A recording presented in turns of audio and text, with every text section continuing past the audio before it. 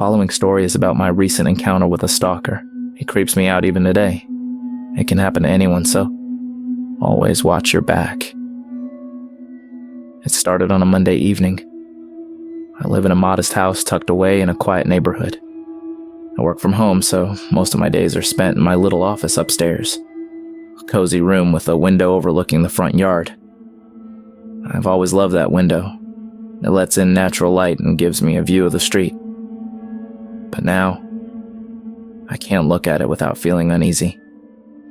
That Monday, I was wrapping up some emails when I noticed movement outside. A man was standing at the edge of my driveway. At first, I thought he might be lost or waiting for someone, but he wasn't doing anything. He was just standing there, staring. I couldn't tell if he was looking at me or the house, but it felt like he could see me through the window. I waited for him to move, but he didn't. My stomach tightened. After what felt like a full minute, he walked away without a word. I shook it off, telling myself I was overreacting. Maybe he was just a passerby who'd stopped to check his phone. Still, I made a mental note to keep my window blinds half closed from then on. The next day, I was on a video call with a coworker when I saw him again. Same spot, same blank stare. My heart dropped into my stomach. This time, I tried to watch him without being obvious. He stayed longer this time, a full 2 minutes, before casually walking away like nothing was out of the ordinary. When I mentioned it to my coworker, they suggested it was just some weirdo and not to worry about it. But how could I not? That night, I locked all my doors and windows before going to bed, something I don't usually do. I kept waking up at every little noise, convinced I'd hear someone creeping around outside. The following morning, I opened the door to grab the mail and found a folded piece of paper taped to the door. The message was short but chilling. "Why don't you say hi?" I froze. My name wasn't on it, but I knew it was meant for me. Who else would it be for? I scanned the street but saw no one. My hands trembled as I stuffed the note into my pocket and went back inside. This wasn't just a coincidence. Someone was watching me. I called the police, but they weren't much help. They told me they'd increase patrols in the area and advised me to report any other incidents. That didn't make me feel any safer. I started to wonder if I'd somehow attracted this person's attention. Did they know me? Was it a neighbor? Or worse, was it someone I'd encountered online? The next few days were quiet. No man at the driveway, no strange notes. I started to think, or hope, that maybe it was over.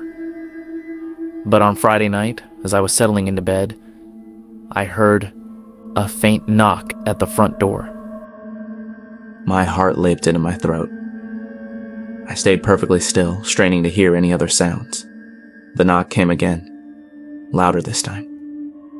My phone was on the nightstand and I grabbed it, dialing 911 with shaking hands.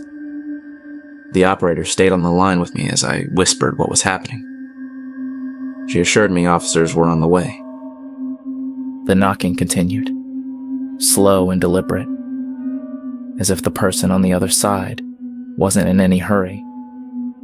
It sent shivers down my spine. I crept out of bed and moved toward the front door, careful not to make any noise. Through the peephole, I could just make out a figure. The same man. He was standing there, head slightly tilted, as if he was listening for movement inside the house. Then he did something that made my blood run cold. He slipped a folded piece of paper under the door and walked away, disappearing into the shadows. I didn't dare open the door until the police arrived, which felt like an eternity. When they finally did, the man was long gone. I handed them the note. It read, "I'll see you soon." The officers searched the area but found nothing. They suggested I install cameras and change my locks, which I did the very next day. I even took a few days off work to stay with my brother, hoping some distance would help me feel safer.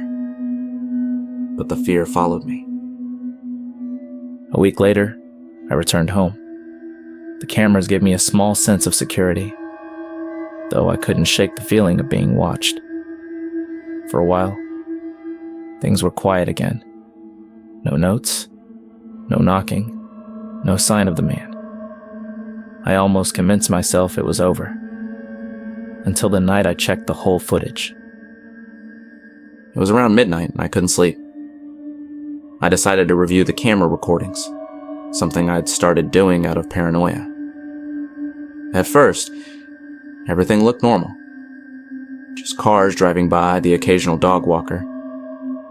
But then, at 3:12 a.m., I saw him. He'd approached the house from the side yard, staying out of view of the street. He walked up to the front door, looked directly into the camera, and smiled. Then he held up a sign with one word on it. Tonight. I've never felt fear like that in my life. I called the police immediately and they arrived within minutes. This time, they found footprints in the dirt near my side yard and signs that someone had tried to pry open a window. But the man was gone. That was 2 months ago. I've since moved to a new house in a completely different city.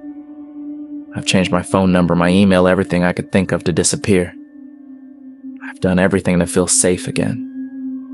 But sometimes, when I'm alone, I think about that smile, the way he looked into the camera like he knew I'd be watching. And I wonder if he'll find me again.